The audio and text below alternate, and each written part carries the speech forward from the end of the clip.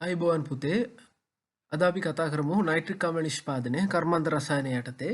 එතකොට මේකත් අයිති වෙන්නේ නයිට්‍රජන් අඩංගු කර්මාන්ත යටතට. නයිට්‍රජන් අඩංගු ප්‍රධාන කර්මාන්ත දෙකයි. එකක් ඇමෝනියා නිෂ්පාදනය, අනිත් එක නයිට්‍රික් අම්ල නිෂ්පාදනය. එතකොට ඇමෝනියා වල ප්‍රධානම යෙදීම තමයි නයිට්‍රික් අම්ල නිෂ්පාදනය.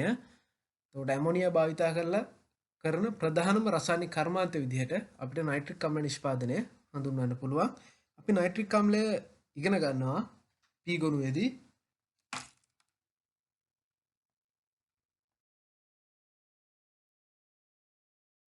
මම මේ ප්‍රසන්ටේෂන් එකේ අන්තර්ගත කරලා තියෙනවා. එතකොට නයිට්‍රික් අම්ලය සම්බන්ධව මෙන්න මේ කරුණු 6 නයිට්‍රික් අම්ල නිෂ්පාදනයේ වැදගත්කම, නයිට්‍රික් අම්ල නිෂ්පාදනය කරන්න අවශ්‍ය වෙන අමුද්‍රව්‍ය, කොහොමද නයිට්‍රික් අම්ලයේ ඇමෝනියා O2 භාවිතා කරලා හදන්නේ, ඊළඟට නයිට්‍රික් අම්ල නිෂ්පාදනයේ භෞත රසායන මූලධර්ම, ප්‍රයෝජන, රචනා, ප්‍රශ්න.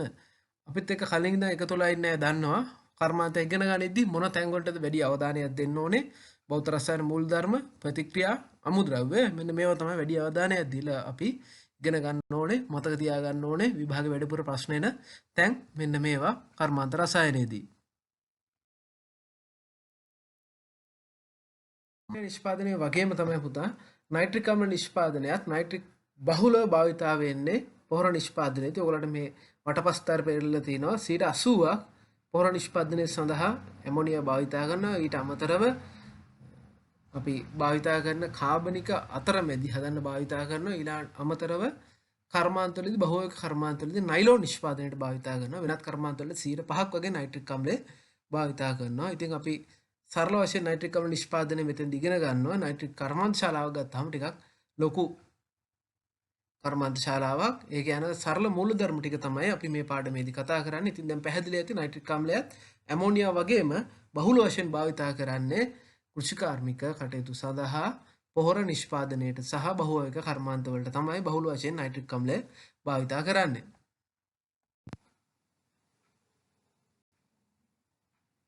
ඔව් පුතේ, අපි කතා කරොත් නයිට්‍රික් අම්ලය සාමාන්‍යයෙන් අපි කියන්නේ අවර්ණ ගන්ධයක් රහිත වායුවක්. ඒ වුණාට ඔයගොල්ලෝ ඉස්කෝලේ දැකලා ඇති නයිට්‍රික් අම්ල බෝතලයට ඇරියාම දුඹුරු පාට වායුවක් පිට වෙනවා. හේතුව නයිට්‍රික් අම්ලය තියෙද්දි ඒකේ දුඹුරු පාටට වඩා කහ පාට හුරු NO2 වායුව හැදෙන හින්දා. ඉතින් නයිට්‍රික් අම්ල ව්‍යුහය ගත්තාම ඔක්සිජන් පරමාණු 3ක් තියෙනවා නයිට්‍රජන්ට සම්බන්ධ වෙලා. නිල් පාටින් දක්වලා තියෙන අපි නයිට්‍රජන් පරමාණුව. ඔක්සිජන් පරමාණු 3 රතු පාටින් දක්වලා තියෙනවා. එක ඔක්සිජන් පරමාණුවක් නයිට්‍රජන්ට ද්විත්ව බන්ධනයෙන් බැඳෙනවා. අනිත් ඔක්සිජන් පරමාණු හයිඩ්‍රජන් සමග එක් වෙලා තනි බන්ධනයකින් බැඳෙනවා. අනිත් ඔක්සිජන් දායක බන්ධනයක් හදනවා නයිට්‍රජන් පරමාණුව සමග. එතකොට නයිට්‍රජන් වල මුහුම්කරණය මේ විදිහට හැසිරුණාම sp2 මුහුම්කරණය දක්වනවා. ඉතින් මේකෙදී මම ඔයගොල්ලන්ට දාලා තියෙනවා සංප්‍රයුක්ත හේතු දෙකක්. එකක් ඒ සංප්‍රයුක්ත හේතු දෙක දාලා තියෙන නයිට්‍රික් අම්ලයට අදාළව, අනිත් පැත්තේ සංප්‍රයුක්ත හේතු තුනක් දාලා තියෙනවා නයිට්‍රේට් ඇනයනයට අදාළව. ඉතින් මේවා අපිට දැන් හොඳට හුරු පුරුදුයි. මොකද SPD ගුණවලදී අපි ඉගෙනගෙන තියෙනවා නයිට්‍රික් අම්ලයේ සංප්‍රයුක්ත ව්‍යුහව. ඒ වගේම දෙවෙනි පාඩමේදීත් ඉගෙනගෙන තියෙනවා. එතකොට නයිට්‍රික් අම්ල නිෂ්පාදනයේදී අවශ්‍ය වන අමුද්‍රව්‍ය තුනක් අපිට ප්‍රධාන විදිහට කියන්න පුළුවන්. එකක් ඇමෝනියා වායුව, අනිත් එක වායුගෝලීය වාතය, අනිත් එක ජලය. මෙන්න මේ අමුද්‍රව්‍ය තුන තමයි ප්‍රධාන විදිහට අපි නයිට්‍රික් අම්ල නිෂ්පාදනයට භාවිතා කරන්නේ. එතකොට නයිට්‍රික් අම්ලය සම්බන්ධව තව දැනගන්න ඕනේ සුළු කරුණක් තියෙනවා. සාමාන්‍ය සාන්ද්‍ර නයිට්‍රික් අම්ලයේ තාපාංකය 120ක් වගේ අගයක තියෙනවා. සාන්ද්‍ර නයිට්‍රික් අම්ලයේ විද්‍යාගාරවල තියෙනවා මේ සාන්ද්‍ර නයිට්‍රික් අම්ලය ඔයගොල්ලන්ට පාසල් විද්‍යාගාරයේ බලා ගන්න පුළුවන්. දුඹුරු පාට බෝතල් වල දාලා තියෙන්නේ සාන්ද්‍ර නයිට්‍රික් අම්ලය.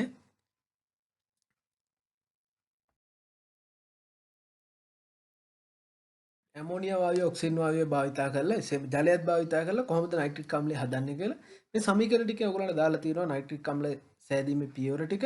නමුත් මීට අමතරව මේක තව භෞත රසායන මූලධර්ම භාවිතා කරන උත්තරයක තියෙනවා. ඒක ඉස්සරහදී අපි කතා කරමු භෞත රසායන මූලධර්ම යටතේදී. බලන්න පළවෙනි ප්‍රතික්‍රියා ඇමෝනියා O2ත් එක්ක ප්‍රතික්‍රියා කරලා NOI ජලය හැදලා තියෙනවා.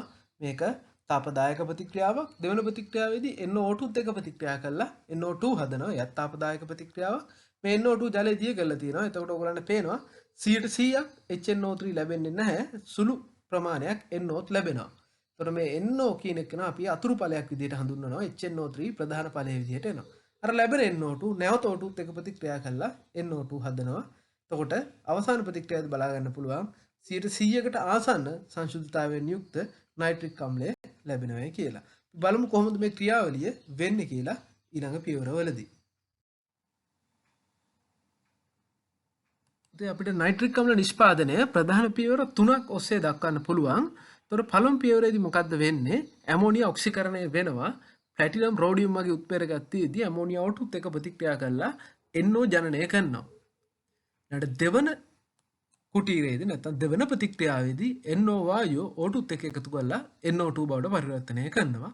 තුන්වෙනි කුටීරයේදී NO2 ජලය සමග ප්‍රතික්‍රියා කරලා HNO3 හදනවා. ඉතුරු වෙන NO2 නැවත ප්‍රතික්‍රියාවට භාජනය කරනවා. ඉතින් මෙන්න මේකට අදාළ අටලුව ඕගලන්ට දීලා තියෙන විෂය නිර්දේශයට අදාළ රූප සටහන තමයි මම මෙතන මේ දාලා තියෙන්නේ. ඒතර පළවෙනි එකේදී ඇමෝනියා ප්‍රතික්‍රියා කරවල NO හදනවා. ඊළඟ දෙවෙනි එකේදී ඔක්සිකරණය කරනවා NO O2ත් එක්ක ප්‍රතික්‍රියා කරලා NO2 හදනවා. තුන්වෙනි එකේදී අවශෝෂණ කුටීරයේදී නයිට්‍රික් අම්ලය නිෂ්පාදනය වෙනවා NO2 ජලය සමග ප්‍රතික්‍රියාවෙන්. අපි බලමු ඉස්සරහට භෞත රසායන මූලධර්ම වලදී මෙම එක් එක් පියවරේදී සිදුවෙන ක්‍රියාවලිය කුමක්ද කියලා සවිස්තරාත්මකව.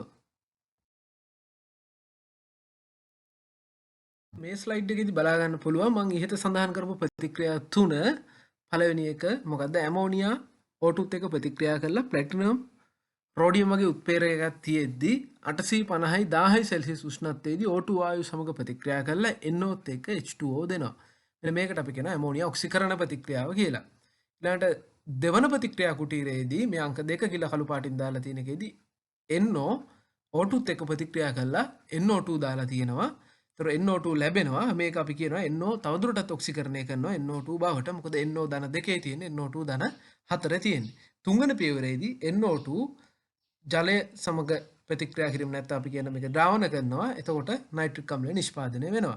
ඉතින් මේ තුන්වෙනි පියවරේදී අතුරු ඵලයක් විදිහට ආයේ NO ලැබුණොත් මේ NO නැවත දෙවෙනි පියවරට යවනවා. මේක චක්‍රීය ක්‍රියාවලියක් කරාම අපිට ඉතාමත් පිරිසිදු නයිට්‍රික් අම්ලය ලබා ගන්න පුළුවන්.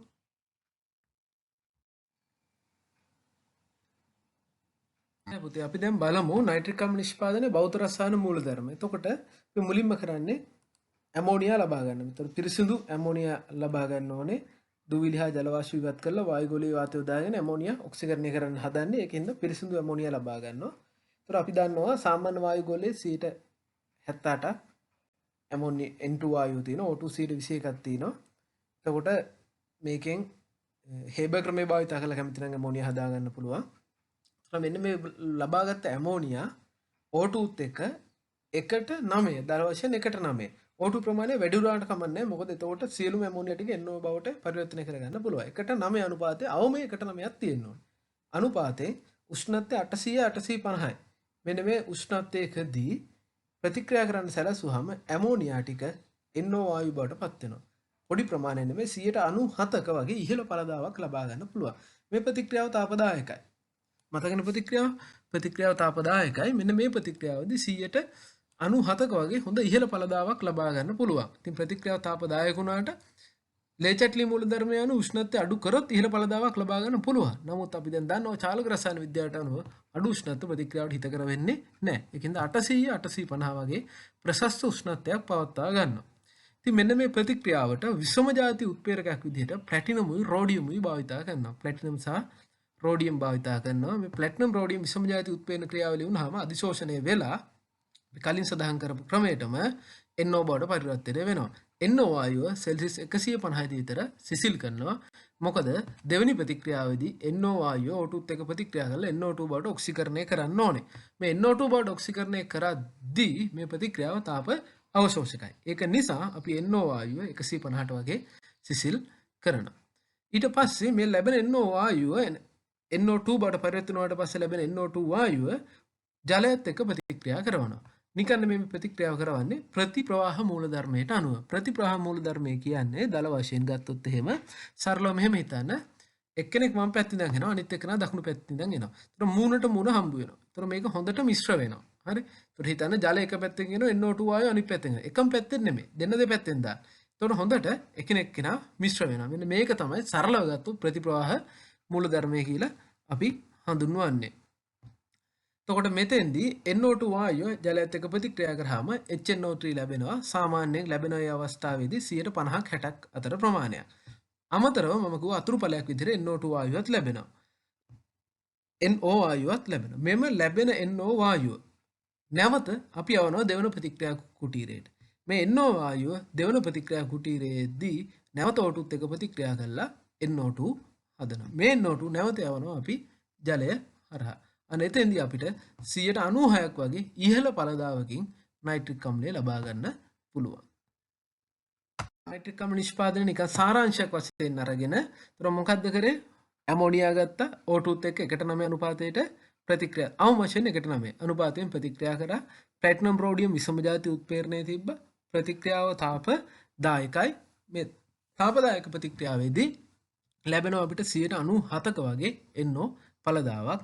මේ ලැබෙන NO අපි මොකද කරන්නේ? සිසිල් කරනවා 150ට වගේ උෂ්ණත්වයකද 150 විතර ප්‍රතික්‍රියා කළ ඔක්සිජන් එක ප්‍රතික්‍රියාවෙන් NO2 බවට ඔක්සිකරණය කරනවා. එනම් දෙවන ප්‍රතික්‍රියා කුටීරයේදී. මේ ප්‍රතික්‍රියාව තාප අවශෝෂකයි. ඒකයි අපි NO වායුව සිසිල් කරන්නේ. මේ ලැබෙන NO2 ප්‍රතිප්‍රවාහ මූලධර්මය අනුව ජලයත් එක්ක මිශ්‍ර කරනවා. එතකොට අපිට 50ක 60ක වගේ ඵලදාවකින් HNO3 ලබා ගන්න පුළුවන්. මේ ලැබෙන HNO3 එක්ක අතුරු ඵලයක් විදිහට NO වායුව ලැබෙනවා. මේ NO වායුව නැවත දෙවන ප්‍රතික්‍රියා කුටීරයට යවනවා. දෙවන ප්‍රතික්‍රියා කුටීරයේ ලැබෙන NO නැවත O2 සමග ප්‍රතික්‍රියා කළ NO2 හදනවා. මේ NO2 ජලයත් එක්ක ප්‍රතික්‍රියාවෙන් HNO3 හදනවා. එතකොට අපිට සමස්තය අවසානයේදී කාර්යක්ෂමව 96ක වගේ ඉහළ ඵලදාවක් ලබා ගන්න පුළුවන්. එතකොට බෞද්ධ රසායන මූලධර්ම කිව්වොත් මෙන්න මේ කරුණු ටික ඕගොල්ලෝ අතින් ලියවෙන්න ඕනේ අදාළ ප්‍රශ්නයේදී.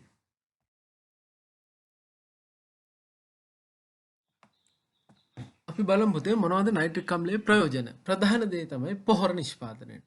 පොහොර නිෂ්පාදනයේට අපි ගෝ නයිට්‍රේට් අඩංගු පොහොර, ඇමෝනියා අඩංගු පොහොර වගේ නයිට්‍රේට් අඩංගු පොහොරත් ඉතා වැදගත් පසට පොහොර නිෂ්පාදනයේට. අපි මුලින්ම කතා කරා අර වටපස්තරි මතක ඇති 85ක් වගේ පොහොර නිෂ්පාදනය තමයි භාවිතා කරන්නේ. ඊළඟට විවිධ කර්මාන්ත වලට උදාහරණයක් විදිහට පුපුරන දැවු නිෂ්පාදනයේද පොටෑසියම් නයිට්‍රේට් භාවිතා කරනවා. අපි ඔකට කියනවා වෙඩි ලුණු කියලා. ඊළඟට ඡායාරූප කර්මාන්තයේදී දැන් ටිකක් භාවිතා වෙන අඩුයි. දැන් ඩිජිටල් එන හින්දා ඊට කලින් භාවිතා කරපු ඒවා ඔයගොල්ලන්ට මතක ඇති අර ෆොටෝ රීල් දාලා ගන්න ඒවා සිල්වර් නයිට්‍රේට් භාවිතා කරනවා. මේ සිල්වර් කියන එක කෙනා ආලෝක කිරණ වලට පිච්චෙනවා. පීලිසුම් අණුව අපිට ඡායාරූපයක් ලබා ගන්න පුළුවන්. ඊළඟට රාජ අම්ලයේ නිෂ්පාදනය. රාජ අම්ලයේ ගොඩාක් වැදගත් වෙනවා ලෝහ සම්බන්ධ කතා කරද්දී. මොකද රාජ අම්ලය කියන එක ඇතුලේ ගොඩක් ලෝහ දිය කරගන්න පුළුවන්. උදාහරණයක් අපි කියන්නේ සාමාන්‍ය රත්තරන් ප්ලැටිනම් ලෝහ දිය වෙන්නේ නැහැ. නමුත් රාජ අම්ලය භාවිතා කරලා දිය කරන්න පුළුවන්. රාජ අම්ලය කියන්නේ HCl නයිට්‍රික් 3ට 1 අනුපාතයෙන් මිශ්‍ර කරාම ලැබෙන ද්‍රාවණය. මේ ද්‍රාවණය ඇතුලේ රත්තරන් උනත් දිය වෙනවා. ඉතින් රාජ අම්ලය හදන්න මේක වැදගත් වෙනවා නයිට්‍රික් අම්ලය. ඊළඟට ඔයගොල්ලෝ දන්නවා ලෝහ පැවැත්වීමේදී පුෂ්ඨ පිරිසිදු කරන්න නයිට්‍රික් අම්ලය භාවිතා කරනවා. නයිට්‍රික් අම්ලය හොඳ පිරිසිදු කාරකයක්. ඒ වගේම ඊට අමතරව අර පොහොර නිෂ්පාදනයේ තැනම තිබ්බා පුපුරන ද්‍රව නිෂ්පාදනයේ උදාහරණයක් TNT කියන පුපුරන ද්‍රව්‍ය සෑදීමට භාවිතා කරනවා නයිට්‍රික් අම්ලය. එසේම ඔයගොල්ලෝ දන්නවා ඇති රත්තරන් වලට විවිධ ලෝහ මිශ්‍ර කරන්න පුළුවන්. උදාහරණයක් කොපර් සිල්වර් මිශ්‍ර කරන්න පුළුවන්. මෙන්න මේවා මිශ්‍ර කරාට පස්සේ මේවා මිශ්‍ර කරාද නැද්ද කියන එක හොයන්න නයිට්‍රික් අම්ලය භාවිතා කරන්න පුළුවන්. උදාහරණයක් කොපර් මිශ්‍ර කරලා තිබ්බොත් ඒකට ඔයගොල්ලෝ දැකලා ඇති ඔය රත්තරන් උගස් තිබ්බහම මේගොල්ලෝ පොඩි ගලක අතුල්ලලා ඒකට පොඩි දියරයක් දානවා. මෙන්න මෙතෙන්දි කරන්නේ මේ ක්‍රියාවලිය. නයිට්‍රික් අම්ලය දැම්මහම කොපර් මිශ්‍ර වෙලා තිබ්බොත් එහෙම කොපර් නයිට්‍රේට් හැදෙනවා. එතකොට අපි දන්නවා කොපර් 2+ ආම්ලික මාධ්‍යයේදී ඔය ජලීය මාධ්‍යයේදී කොළ පැහැවෙනවා. ඒත් අපි දන්නවා මෙන්න රත්තරන් වලට කොපර් කලවම් වෙලා තියෙනවා කියලා. ඒ වගේම සිල්වර් මිශ්‍ර වෙලා තිබ්බොත් අපි අර රත්තරන් පොඩ්ඩක් හෝර්ලි වෙලා ඒකට නයිට්‍රික් දැම්මට පස්සේ සිල්වර් නයිට්‍රේට් හැදෙනවා. මේකට සෝඩියම් ක්ලෝරයිඩ් ලුණු දියර පොඩ්ඩක් දැම්මට පස්සේ සිල්වර් ක්ලෝරයිඩ් සුදු පාට අවක්ෂේප වෙනවා. අන්න එතෙන්දී අපිට කියත හැකි රත්තරන් වලට සිල්වර් මිශ්‍ර වෙලා තියෙනවායි කියලා. ඉතින් නයිට්‍රික් අම්ලය මෙන්න මේ වගේ ප්‍රයෝජන වලට භාවිතා කරනවා. ඊට අමතරව වෙනත් කර්මාන්ත වලටත් භාවිතා කරනවා. මේවා තමයි ප්‍රධාන කර්මාන්ත ඕගොල්ලෝ මතක තියාගන්න ඕනේ. මේ සම්බන්ධ වැඩිදුර තොරතුරු ඕගොල්ලන්ට මේ පල්ලෙහා තියෙන YouTube link එකෙන් බලා ගන්න පුළුවන්.